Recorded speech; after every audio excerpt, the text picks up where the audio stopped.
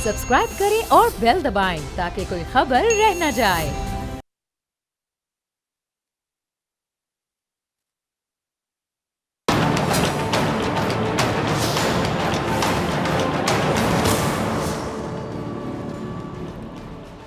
अस्सलामुअलैकुम नाजरीन, मैं हूँ डॉक्टर फिजा अकबर खान और मैं हूँ पाकिस्तान, और आप देख रहे हैं पाकिस्तान के सबसे बड़े न्यूज़ चैनल का नंबर 1 प्रोग्राम ऐसे नहीं चलेगा। नाज़रीन, तकसीम एक ऐसा अमल है जो मेरे ख्याल से बहुत ज़रूरी होता है, ज़रूरत का हामिल होता है, और शायद at the very same time हम कह सकते हैं कि बहुत बुरा भी होता है। आप हैरान हो रहे होंगे कि बहुत ज़रूरी भी है, बहुत बुरा भी है। चले आगे चल के आपको समझाती हूँ। हम ये भी कह सकते हैं कि बहुत अफजल अमल है और यही तकसीम का अमल बहुत बदतर है। लेकिन सबसे बड़ी मुश्किल और ज़िम्मेदारी उस शख्स पर होती है जिसके पास तकसीम की ताकत होती है। अब ज़रा गौर से सुनिएगा नाज़रीन, अल्लाह ताला ने दुनिया बनाई, दुनिया को तकसीम किया, कुछ हिस्सा खुश्की को दिया और कुछ हिस्सा पानी को दिया, कुछ हिस्सा हैवानात को दिया, कुछ जन्नात को दिया, और एक बड़ा हिस्सा अशरफुल मखलूकात यानी इंसान यानी हमें दिया। सबसे बेहतरीन तकसीम करने वाला बेशक वो अल्लाह है, जिसने पूरी कायनात को ऐसे खूबसूरती से तकसीम किया कि ना कोई चीज़ कम है और ना कोई ज़्यादा। हर चीज़ अपने हिसाब से मुकम्मल है। हर शय की तकसीम अगर हम बात करें तो अल्लाह ताला ने मुकम्मल की है। इसी तरह ये तकसीम की जो सिफ़त है अंबिया कराम में भी थी। अल्लाह ने उन पर तकसीम पर उनको कुदरत दी। यही तकसीम की सिफ़त इसके बाद दुनिया पर जो हुकूमत करने वाले तमाम हुक्मरान हैं उनके पास भी रही। जिन लोगों ने अच्छा नाज़रीन बेहतर तकसीम की वो कामयाब हुक्मरान कहलाए। हम उनको हिस्ट्री में पढ़ते भी हैं, तारीख़ में पढ़ते भी हैं। जो हुक्मरान अपनी रियाया में बराबरी के हुकूक तकसीम ना कर सके तो वो हुक्मरान अपने अवाम के दरमियान सहूलतें भी ना तकसीम कर सके। जिन लोगों ने तकसीम के नाम पर नाइंसाफ़ी की, हम इस तरह कह लेते हैं, वो हुक्मरान यकीनी तौर पे नाकाम हो गए, और नाकाम हुक्मरानों को भी हिस्ट्री लिख कर गई। हम पढ़ते हैं तारीख़ में जो लिखा हुआ है। अच्छा, हर हुक्मरान के पास या हर हुकूमत करने वाला जो शख्स है उसके पास तकसीम करने की सलाहियत होती है। सबके पास हर शख्स इनफरादी तौर पर भी तकसीम करने की सलाहियत रखता है, 100% रखता है। जिससे कोई अगर हम कहते हैं कि जैसा घर का सरबराह अगर घर में रहने वालों में बराबरी की ग़िज़ा तकसीम ना कर सके, कि घर में 4 लोग हों फॉर एग्ज़ाम्पल और 3 खाना खा रहे हों पेट भर के, बाकी एक भूखा रह जाए, तो सवाल उस घर के ज़िम्मेदार शख्स की अहलियत पर उठेगा। घर डिस्टर्ब होगा यकीनी तौर पे। वो एक फ़र्द एहसास कमतरी का शिकार भी हो जाएगा जो भूखा रहा।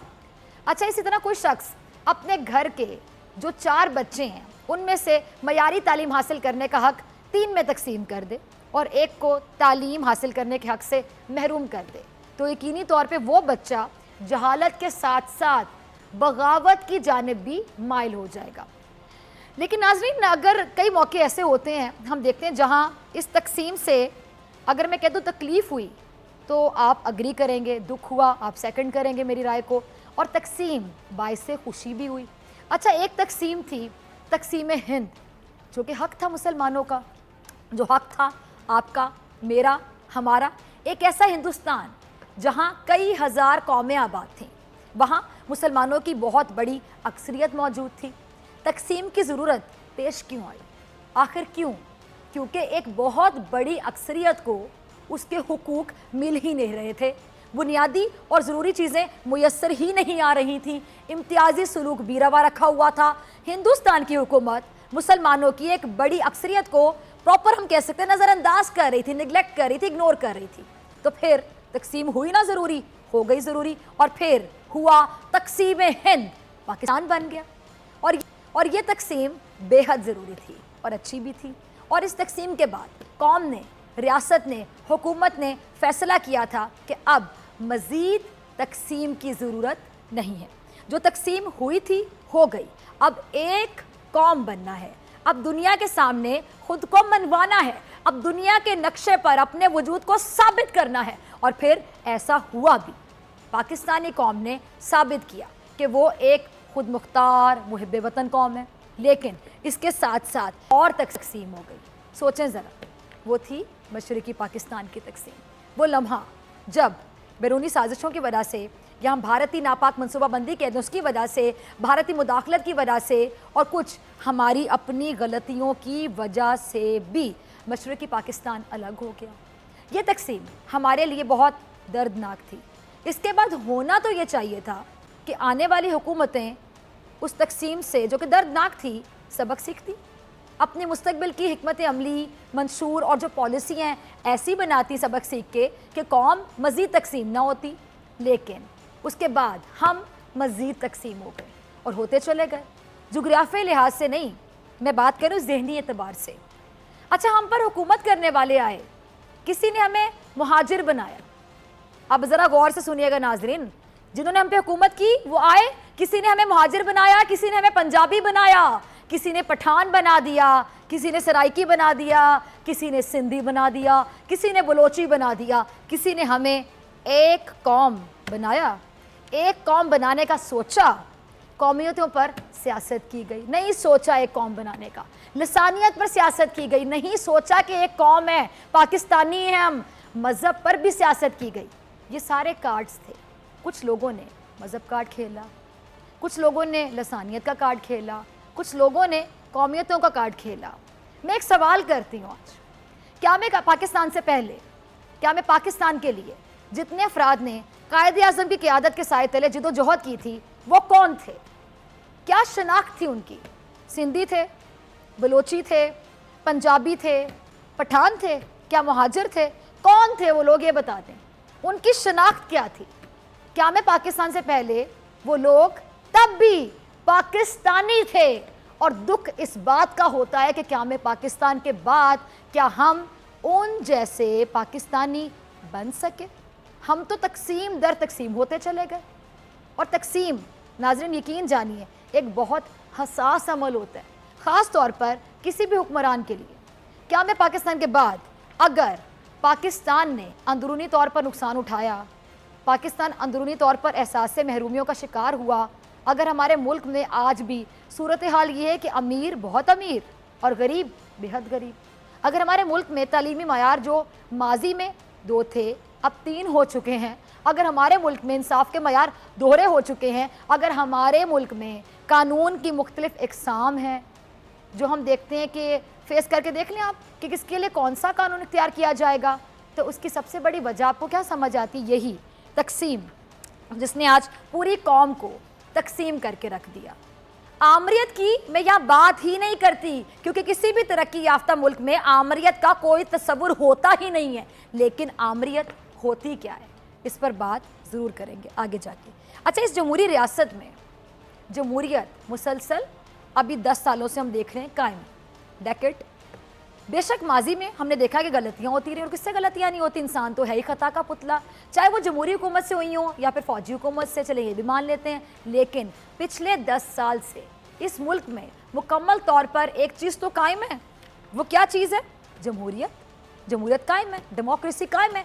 इन पिछले 10 सालों में जमहूरियत के नाम पर जो तकसीम की गई, उससे ये कौम तकसीम हुई?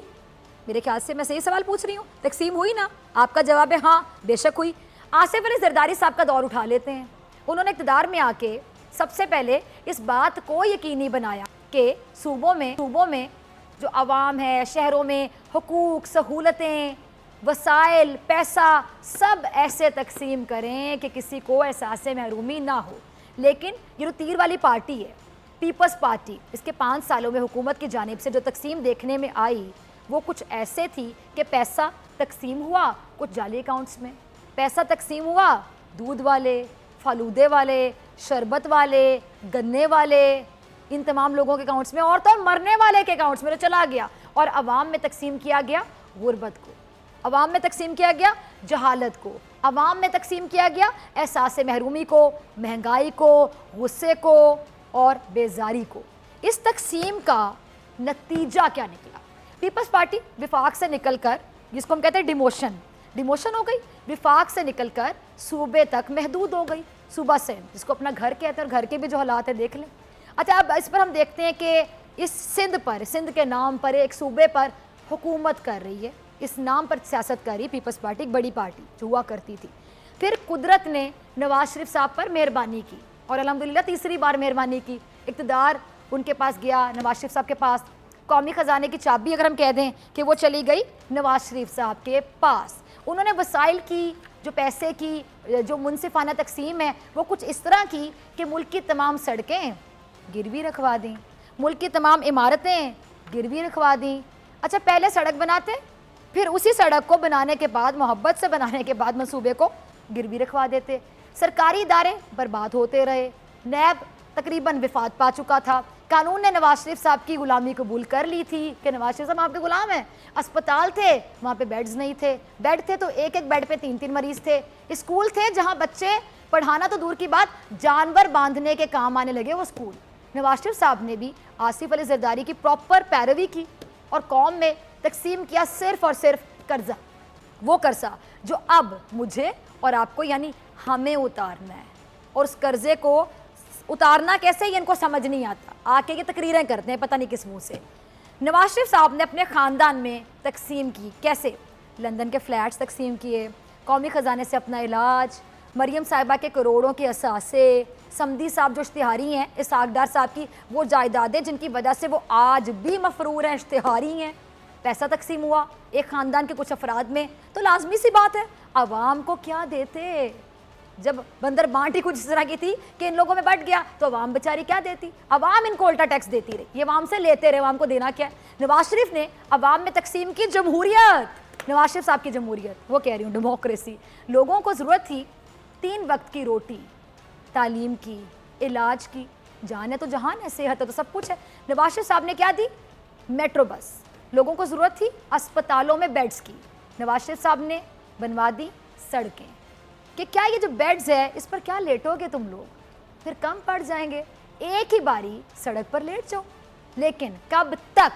जिन लोगों ने अवाम को कई तबकों में तकसीम कर दिया, जिन्होंने अवाम में महंगाई को तकसीम किया, जिन्होंने अवाम में बीमारियों को तकसीम किया, जिन्होंने सिंध में HIV को तकसीम कर दिया, एड्स को तकसीम कर दिया, आज उनकी अपनी जमातों में तकसीम की बातें हो रही हैं, उनकी अपनी सफ़ों में दरारें पड़ने लगी हैं। अपनी जमात की क़यादत से नाला मुस्लिम लीग नून के अरकान पंजाब असम्बली ने वज़ीर आज़म इमरान खान साहब से बनी गाला में मुलाकात की और तहरीक इंसाफ में यकीनी तौर पर शमूलियत का इंदिया दे दिया।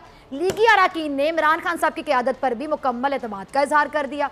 अच्छा, जो वज़ीर आला पंजाब उस्मान बुज़दार साहब इन अरकान को साथ लेकर आए थे, जिनके पास 3 बार का इक़्तिदार था, तीनों दफ़ा उन्होंने क्या किया? दौलत की तकसीम ऐसे की कि मुल्क पर कर्जा बढ़ता चला गया, कौम मकरूज से मकरूज तर होती चली गई, पाकिस्तान से सरमायाकारी उठ गई, मट गई, सरकारी इदारे तबाह हो गए, तारीख का बुलंद तरीन कर्जा चढ़ गया। वजीर खजाना को मुल्क से ही भागना पड़ा, इश्तिहारी करार देना पड़ा उन्हें, और मुल्क का 3 बार वजीर आज़म रहने वाला शख्स अपनी इसी गैर मुनसिफाना तकसीम की वजह से नाअहल करार पाया और जेल में जाके बैठ गया। 30 साल तक पंजाब से चिपके रहने वाले शहबाज शरीफ साहब पर भी करप्शन के इल्ज़ामात सामने आए, जिनकी वजह से उनको भी जेल जाना पड़ा। ना सिर्फ उनको बल्कि उनके बेटे हमजा शहबाज भी अपने मेकअप के सामान के साथ जेल जा पहुंचे।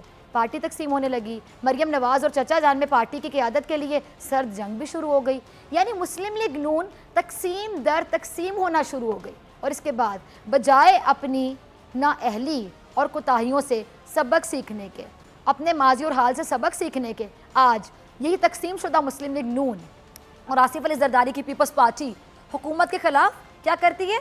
एहतजाज करने का ऐलान करती नज़र आती है, सड़कों पर निकलने की बातें करती नज़र आती है। और असम्बली में इसी तकसीम शुदा नून लीग के कुछ लोग कुछ इस तरह से अपने दिल की भड़ास निकालते हैं, या चले कह देते हैं इजहार ख्याल करते हैं। पहला क्लिप देखिए। इंतखाबात शफाफ होते कैसे हैं? आसिफ अली जरदारी साहब की हुकूमत आई थी, उन्होंने इंतखाबात को बिल्कुल शफाफ करार दिया था। आपको याद होगा 2007 में पीपल्स पार्टी की सरबराह बेनज़ीर भुट्टो साहिबा की शहादत का वाक़या पेश आ गया और नून लीग ने उस मौके पर इलेक्शन के बॉयकॉट का ऐलान कर दिया था। लेकिन बाद में इस शर्त पर इलेक्शन में शिरकत करने का इंदिया दिया कि पीपल्स पार्टी भी इलेक्शन में शरीक हो। 2008 के इंतखाबात में पीपल्स पार्टी को इक़्तिदार मिला, दोनों जमातों ने ही इन इंतखाबात को शफाफ माना था 2008 के इंतखाबात, और मुस्लिम लीग नून को मिल गया पंजाब, पीपल्स पार्टी को मिल गया इक़्तिदार विफाक। फिर 2013 के इंतखाबात हुए, उन इंतखाबात में पीपल्स पार्टी मुकम्मल तौर पर एक सूबे तक महदूद हो गई और मुस्लिम लीग नून को मिल गया विफाक। اچھا ان انتخابات کی اگر میں بات کروں تو آصف علی زرداری نے بھی غیر شفاف ہی قرار دیا تھا لیکن تسلیم کیا تھا، ایکسیپٹ کیا تھا۔ تحریک انصاف نے ان انتخابات میں دھاندلی کے الزامات لگائے، حالیہ انتخابات میں اقتدار تحریک انصاف کے پاس چلا گیا اور باقی دونوں جماعتوں نے اور ایک ایسی شخصیت جو کہ ہر اقتدار کا حصہ رہی، جن کو ان انتخابات میں منسٹر انکلیو سے ہاتھ دھونا پڑ گیا، ان کے ساتھ مل کے حالیہ انتخابات کو انہوں نے کیا کیا؟ مسترد کر دیا۔ اس سے ایک بات واضح سمجھ میں آتی ہے، جس جماعت کو اقتدار ملتا ہے اس کے لیے انتخابات کبھی غیر شفاف نہیں ہوتے، اور جو جماعتیں اقتدار سے وزارتوں سے ہاتھ دھو بیٹھتی ہیں، اقتدار سے ہاتھ دھو بیٹھتی ہیں، وہ پورے 5 سال ہی اس بات کا رونا روتی نظر آتی ہیں عوام کے سامنے کہ انتخابات میں تو تاریخی دھاندلی ہوئی، شفاف تو تھے ہی نہیں۔ اچھا یہ الزام جب P T I Muslim league نون پر لگاتی رہی تو مسلم لیگ نون نے کبھی اس پر کان دھرے؟ بھلے اس کو دھرنے سے اگر کان دھرنے کی بات کریں تو وہ کان دھر سکتے تھے، بات سن سکتے تھے، لیکن انہوں نے کبھی بات نہیں سنی۔ اب وہی رویہ ہم دیکھتے ہیں حکومت میں بھی، وہ کہتے ہیں دھاندلی ہوئی، وہ کہتے ہیں نہیں ہوئی ہے، ان کے بارے میں کیا کیا ورڈز بولتے ہیں، سلیکٹڈ کا ورڈ بولتے ہیں، بڑا غلط ورڈ ہے۔ اچھا اب یہ ذمہ داری مسلم لیگ نون نے اٹھا لی ہے، اس لیے شاہد خاقان عباسی صاحب کا یہ دعویٰ غیر فطری نہیں ہے یقینی طور پہ، نہ کوئی یہ انکشاف ہے، بلکہ یہ ان کا غصہ ہے۔ اچھا دوسری بات یہ کہ برا نہ مانیں گے تو یہ میں یہ ضرور یہ کہنا چاہوں گی یہاں پہ کہ جب سے جمہوری دور آیا ہر شخص بہت پریشان تھا، اور یہ جو جمہوری دور ہے حقیقی جمہوری دور نہیں ہے۔ ذرا غور کر لیتے ہیں، کیا آج بھی ایک عام شخص کی مشکلات اور پریشانیاں تبدیل ہوئیں؟ 10 سال پہلے ایک عام آدمی بجٹ پر رو رہا تھا، آج بھی رو رہا ہے۔ 10 سالوں میں بھی یہی عام آدمی مہنگائی پر روتا رہا، آج بھی رو رہا ہے۔ 10 سالوں میں یہی عام آدمی اسپتالوں میں فرش پر لیٹا مرتا رہا، اور آج بھی ایسا ہی ہے۔ 10 سالوں میں ایک عام آدمی یہی کہتا رہا کہ پیٹرول مہنگا ہو رہا ہے، ڈالر کی قیمت بڑھ رہی ہے، اسکول کی فیسیں آخر کہاں سے دیں بچوں کی، ادویات لینے کے لیے پیسے تک نہیں ہیں، نوکری ہمارے پاس ہے نہیں، قانون یہاں پہ ہے نہیں، اگر ہے تو برابری نہیں ہے، اگر ہے تو سب کے لیے الگ الگ ہے، جمہوریت ہے تو پھر کیا؟ آپ جو ایک متحدہ اپوزیشن کا اتحاد بنا کر کھڑے ہو گئے ہیں، اپنے 10 سالوں میں ایک عام آدمی کے مسائل ہی بدلنے کی کوشش کی؟ یہ جو آپ لوگوں کی باتیں کر رہے ہیں، جو پچھلے 10 سالوں سے اسی اسمبلی میں کھڑے ہو کر اسی قسم کی باتیں کرتے ہیں، کبھی اپوزیشن کے بینچوں پر، کبھی حکومتی بینچوں پر، کیا کیا آپ لوگوں نے؟ تقریریں ہی کی جیسے آپ لوگ اب کر رہے ہیں۔ یہ ذرا اگلا کلپ دیکھیے۔ مجھے اپنے کانوں پر یقین نہیں ہو رہا کہ شاہد خاقان عباسی صاحب یہ فرما رہے ہیں کہ ڈیفنس بجٹ میں کٹوتی قابل قبول۔ یہ مسلم لیگ نون ہی تھی نا جس کی صفوں میں سے اکثر آوازیں آیا کرتی تھیں کہ فوج کا بجٹ اتنا کیوں ہے، فوج کا بجٹ کم کرو کم کرو۔ کچھ جمہوری انتہا پسند یا کچھ جہالت کی معراج پر پہنچے ہوئے جو سو کالڈ لبرلز ہیں، مسلم لیگ نون اور پیپلز پارٹی کے مورچوں سے فوج کے بجٹ پر تنقید کرتے رہے۔ کیوں میں جھوٹ بول رہی ہوں؟ صحیح کہہ رہی ہوں نا، صحیح یاد کروا رہی ہوں ان کو۔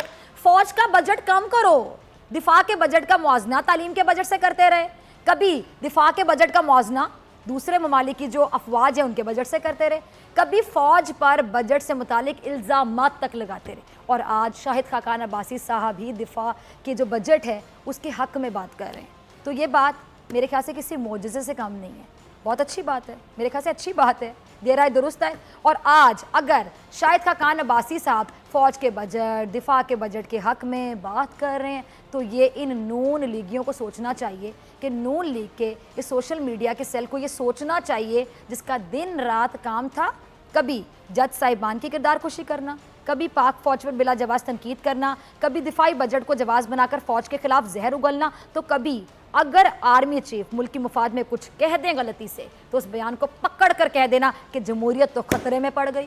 ویسے ان لوگوں کی زندگی کیا ہے ناظرین؟ کبھی آپ نے سوچا؟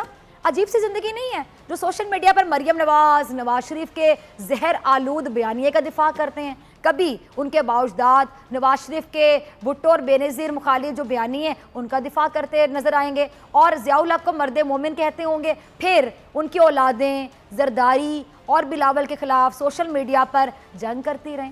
زرداری صاحب کو سڑکوں پر گھسیٹتے رہے اور پھر وہ لوگ ایک ملٹری ڈکٹیٹر کی حمایت سے دستبردار ہو کر فوج کے خلاف ہو گئے، جج صاحبان کے خلاف ہو گئے، اور زرداری صاحب اور بلاول کے جو میں کہہ دوں اگر فی سبیل اللہ وکیل بن گئے تو غلط نہیں ہوگا۔ اب جو شاہد خاقان عباسی صاحب نے کہا ہے مریم نواز صاحبہ کے میڈیا ونگ کو یقینی طور پہ مایوس کیا ہوگا، لیکن وہ اس کا بھی دفاع کریں گے اور اچھا ہی کریں گے۔ آپ کی فوج ہے، آپ کا دفاع مضبوط ہوگا. بلا جواز تنقید کی بجائے اگر اپریشیٹ کریں صحیح بات پر تو یہ انصاف ہوگا آپ کا اپنے ضمیر کے ساتھ بھی اور اس قوم کے ساتھ بھی. آگے شاہد خاقان عباسی صاحب نے کچھ اور فرمایا, یہ ذرا یہ کلپ دیکھیے. تو آپ نے دیکھا ناظرین, یہاں پر ہر شخص ہر دوسرے شخص کو اس کی ذمہ داری کا احساس بڑی جلدی دلاتا ہے, لیکن اسے اپنی ذمہ داری کا احساس میرے خیال سے یا تو ہوتا ہی نہیں, اگر ہوتا بھی ہے تو بہت مشکل سے ہوتا ہے. یہ قومی المیہ بن چکا ہے. کسی بھی گھر کا تقدس برقرار رکھنا گھر والوں کی ذمہ داری ہوتا ہے. کوئی باہر سے آ کر آپ کے گھر کو نہیں توڑ سکتا جب تک آپ اپنے گھر کو خود کمزور نہ کر دیں. یقین جانیے پارلیمنٹ منتخب نمائندوں کا گھر ہے, اس کی عزت کرنا اور اس کو برقرار رکھنا بھی سب سے زیادہ انہی پارلیمنٹیرینز پر فرض ہے. انہیں یاد رکھنا چاہیے کہ یہ لوگ پارلیمنٹ جاتے ہیں تو میرے اور آپ کے لیے, لیکن آج ایک منتخب عوامی نمائندے نے خود ہی اعتراف جرم کر دیا کہ اس ایوان میں گھنٹوں تقریریں ہوتی رہی ہیں لیکن عوامی مفاد کے لیے نہیں. کبھی انہی عوامی نمائندوں کی جانب سے دھمکی بھی دی گئی کہ اس ایوان کو چلنے نہیں دیں گے اگر ان افراد کو جیل سے باہر نہیں نکالا گیا جن پر کرپشن کے الزامات ہیں, یعنی پروڈکشن آرڈرز جاری کرو. کبھی اس ایوان کو استعمال کیا گیا اپنے مقدمات کے دفاع کے لیے, جیل سے سیدھے پارلیمان آئے, نیب کو ڈھیر ساری گالیاں نکالی, غم و غصے کا اظہار کیا, اداروں پر تنقید کی, اجلاس میں سوتے رہے اور چلتے بنے. کبھی اس ایوان کو استعمال کیا گیا ذاتیات پر حملوں کے لیے, کبھی اس ایوان کا استعمال کیا گیا ایک دوسرے پر کیچڑ اچھالنے کے لیے. دیکھیے ذرا, اس پر صرف یہ کہوں گی کہ اگر پارلیمنٹ کے تقدس کی بات کرنی ہے, راگ الاپنا ہے اور بار بار بتانے کہ پارلیمنٹ کا ہم بہت احترام کرتے ہیں, پارلیمنٹ کا ہم بہت احترام کرتے ہیں, تو پریکٹیکلی ثابت کریں نا. اگر پارلیمنٹ کے تقدس کی آئندہ آپ لوگوں نے بات کرنی ہے تو ایسے یقینی طور پہ ہرگز نہیں چلے گا. ملتے ہیں بریک کے بعد.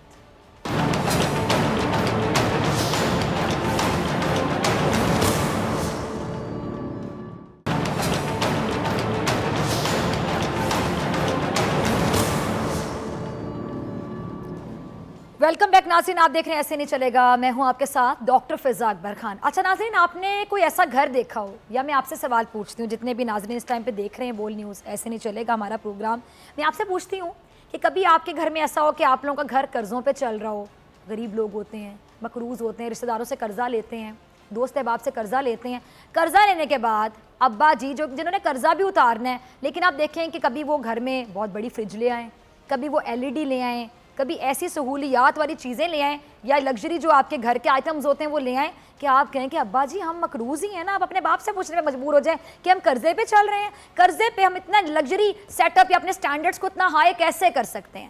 اب یہ بات میں کیوں کر رہی ہوں, آپ سے کیوں پوچھ رہے ہیں, آپ سمجھ چکے ہوں گے کہ پاکستان جو کہ مقروض ملک ہے, ہمارے اوپر جتنے لوگوں نے راج کیا, لٹرلی ہم دیکھتے ہیں کہ حکمران جو کہ قابض رہے اس ملک میں, یہ شاید زیادہ ایک پرفیکٹ ٹرم ہوگی یہاں پہ فٹ بیٹھتی ہے, کہ وہ لوگ قرضے لیتے چلے گئے, قرضوں پہ قرضے, قرضوں پہ قرضے. آج مہنگائی کیوں ہے, مہنگائی کا اگر جڑ کو پکڑیں, بیک گراؤنڈ کو پکڑیں, ہم یہ روتے رہتے ہیں مہنگائی ہے مہنگائی ہے مہنگائی ہے, کیوں ہے؟ سوال پوچھا کریں نا اپنے آپ سے, جڑ تک جائیں اور بات کی گہرائی تک جائیں اور گہرائی سے جڑ سے مسئلے کو اٹھائیں کہ آخر بیک گراؤنڈ کیا ہے, وجہ کیا ہے. مہنگائی ہے, قرضے ہیں, ان قرضوں کو اتارنا ہے. ظاہری بات ہے جتنے قرضے ہوں گے, جس طرح قرضوں کو اتارنا ہوگا, جب ہم قرضہ لیں گے, مجھے آج تک یہ سمجھ نہیں آتا کہ جو IMF کے ساتھ شرائط کی بات ہوتی تھی, کڑی شرائط, یہ وہ بلا بلا بلا, آج تک تنقید ہوتی ہے. ارے بیگرز کی ناٹ بی چوزرز.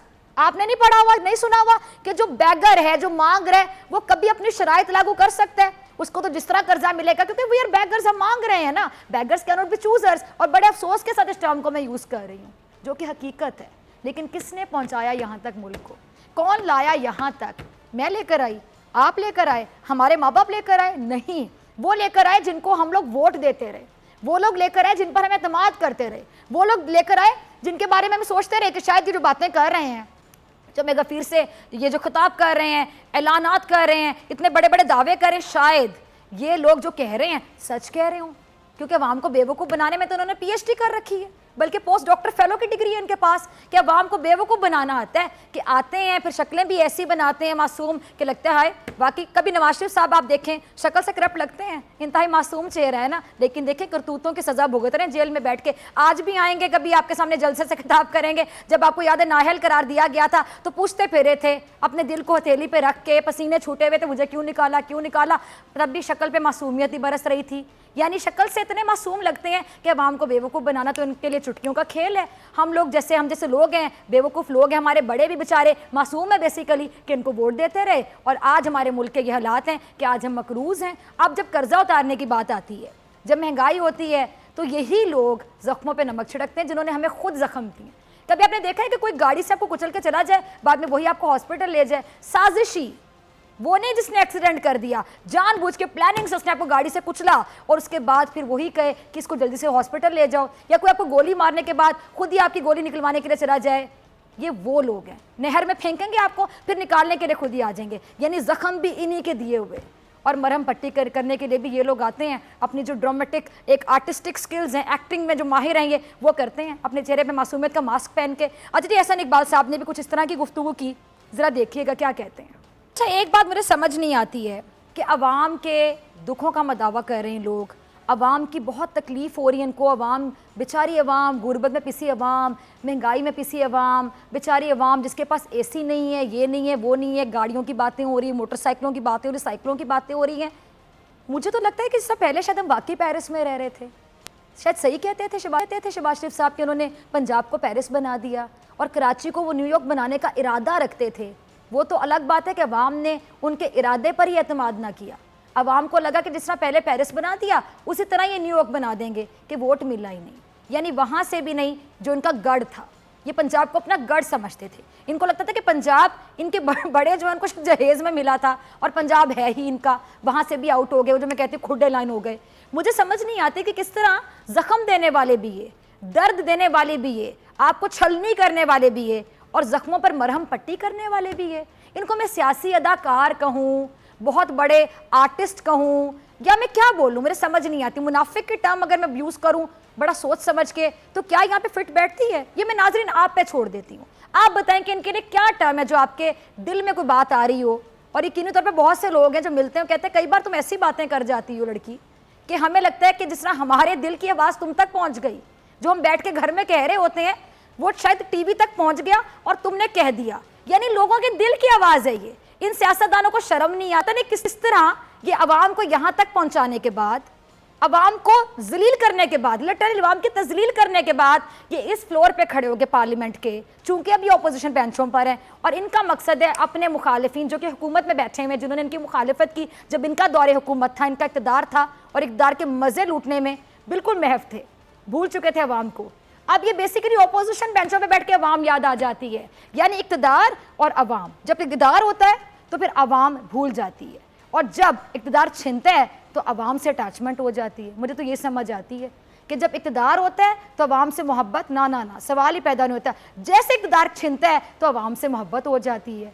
यानी इक़्तिदार और अवाम की मोहब्बत एक साथ नहीं चल सकती, इनमें से एक चीज़ का मिसिंग होना ज़रूरी है। अगर इनमें से एक चीज़ गायब होगी तो दूसरी चीज़ चलेगी। साथ ही आपने दूसरे ममालिक का जिक्र किया, जब आपको इंडिया भी याद है कि उससे तो बड़ी मोहब्बत है आपके ताहियात कायदीन को, उनकी तो मोहब्बत में बयान तक देते रहे, बाद में गजनी बन जाते थे, भूल गया, मुझे याद नहीं क्या बयान दिए।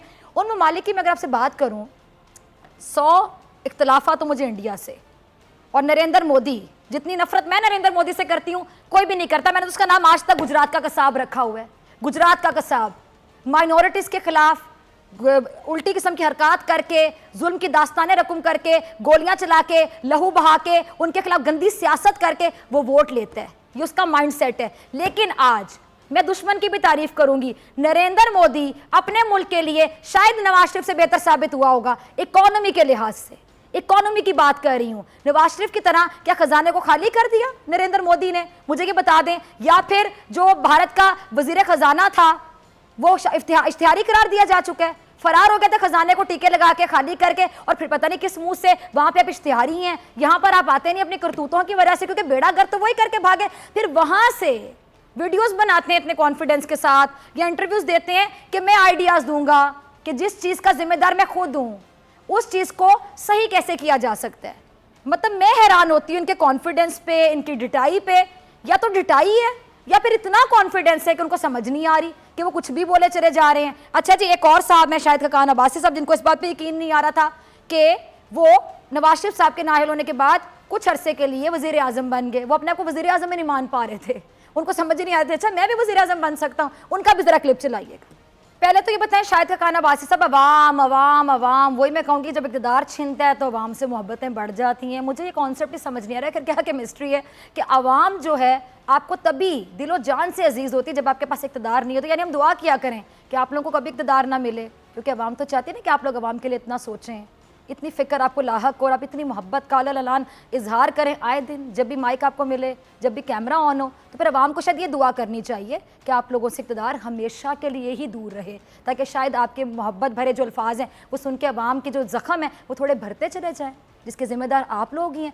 साथ अवाम बेसिकली को पता है अवाम ही तो है बेचारी जो बेवकूफ़ बनती रही इतनी दहाइयों से, इतने डेकेड से, और अब भी अवाम ही है जिसके कंधे पर रख के हम बंदूक चलाएंगे, गोली चलाएंगे। बड़े सियाने हैं आप लोग, बड़े सियाने हैं। दूसरी बात, आप कहते रहे कि जी आप इनके मकसद बार बार ये पता नहीं क्या करते रहे। मुझे बताएं कि आप लोगों के क्या मकासद हैं, आप लोग कौन सी सोची समझी साजिश के तहत चल रहे हैं? आप इदारों को क्यों बदनाम करते हैं? बदनाम का आपने लफ्ज़ यूज़ किया, आप लोग इदारों को क्यों बदनाम करते हैं? उनके मकासद क्या हैं नैब के या उन इदारों के, वो आपने बयान कर दिए। अब मैं आपके मकासद पूछती हूँ, आपके मकासद क्या हैं?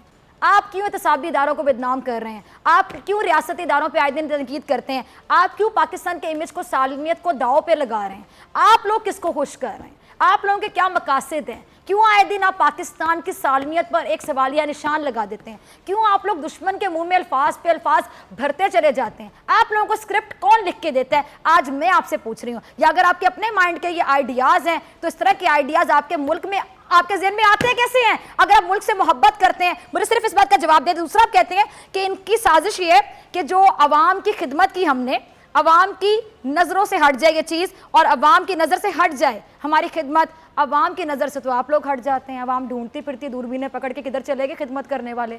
सड़कें बना के, पुल बना के, ओवरहेड ब्रिजेस बना के, तालीमी मयार हमारा है नहीं कोई, हमारे यहाँ स्कूल कॉलेजेस यूनिवर्सिटीज़ इस लेवल पे काम नहीं हुआ, हॉस्पिटल है नहीं, अगर हैं तो एक एक बेड पे 3-3 मरीज़ हैं, अद्वियात यहाँ पे नायाब हैं। आपको अवाम ढूंढती फिरती है, अवाम की आपकी खिदमत से क्या नज़र हटेगी? अवाम तो आप लोगों को ढूंढती फिरती किधर चले गए? इश्तिहारी हो गए, बीमारियों ने आ घेरा, चलते हैं टिकट कटवाते हैं, बीमार होके बाहर पहुंच जाते हैं। क्या कौम है आप लोगों से? वही अपना एक जुमला दोहराऊंगी जो मैं अक्सर कहती हूँ, आप लोगों की गुफ्तगू मेरी यहाँ पे ख़त्म हो जाती है कि शर्म तुमको मगर नहीं आती। अब हमारा सेगमेंट बोल अवाम बोल।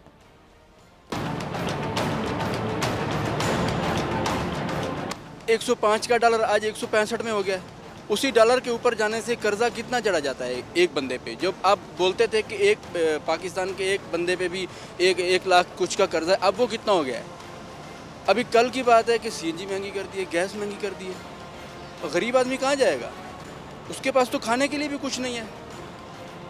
आप दाल का रेट पता करो, आप चावल का रेट पता करो, गरीब आदमी किधर जाए? वो तो सब्जी खरीदने से भी रहा भाई, वो तो भूखा मर रहा है, उसके घर तो फाके हैं। गैस में भी हो गया, बिजली में भी हो गया, हर चीज़ में होया। ये देख लो 28,000 का लिया इतना सा सामान, क्या करें? तब्दीली तो उन लोगों ने लेके आई है ना, भुगतो। महंगाई तो इतनी ज़्यादा है कि गरीब बंदे का जीना बहुत मुश्किल हो गया है। हर चीज़ महंगी, पेट्रोल आप देखो, गैस देखो, हुकूमत ने बहुत बड़ा बम गरीबों पे गिरा दिया है। हर चीज़ महंगा है। अभी हम लोग यहाँ पे बैठे हैं, कारोबार, हमारे कारोबार ख़त्म हो गए, बिल्कुल दरपदर हो गए। अभी हम मजबूर है कि क्या करें, कहाँ जाए। पहले थोड़ा बहुत रोज़गार था, अभी वो भी नहीं है। हर चीज़ की कीमतों पे, हर चीज़ पे टैक्स लग गया है। हम यहाँ पे काम करते थे, 1000 रुपये कमाते थे, अभी हम 1000 रुपये भी हमारा कमाना बहुत मुश्किल हो गया है। हम कंप्रोमाइज़ कर रहे हैं, खान साहब के साथ खड़े हैं हम, लेकिन जो बेसिक चीज़ें, खाने पीने की चीज़ें, जो गरीबों के मतलब के लिए जो चीज़ें हैं, उनमें कम से कम कोशिश करें कि उनको थोड़ा सा रिलीफ दे, गरीब आवाम को थोड़ा सा उनको रिलीफ दे। ना महंगाई हुआ है कि समझ में भी नहीं आता है। लोग बोलता था तब्दीली आएगा, तब्दीली आएगा, इधर तो कोई तब्दीली नहीं आया। अभी हम खुद भी बड़ा परेशान है, रोज़गार भी सारा बंद हुआ है, सब पर लोग भी परेशान हुआ है सब। और ये तब्दीली सब मजाक बना है यार।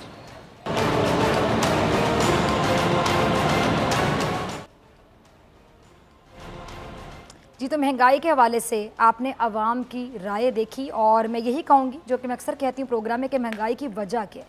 जड़ तक जाएं और रूट कॉज को पकड़ें कि आखिर वजह क्या है, बैकग्राउंड क्या है। क्या एक हुकूमत आते ही 9-10 महीने में इतनी महंगाई कर सकती है? हमारे ऊपर इतने कर्जे किसने चढ़ाए और हमने उतारने किस तरह?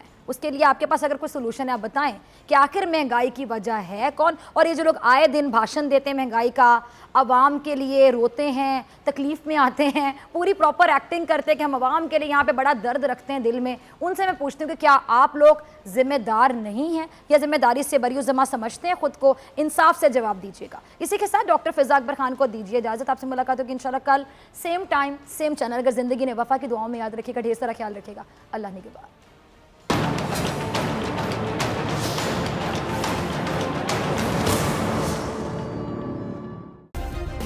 सब्सक्राइब करें और बेल दबाएं ताकि कोई खबर रह न जाए।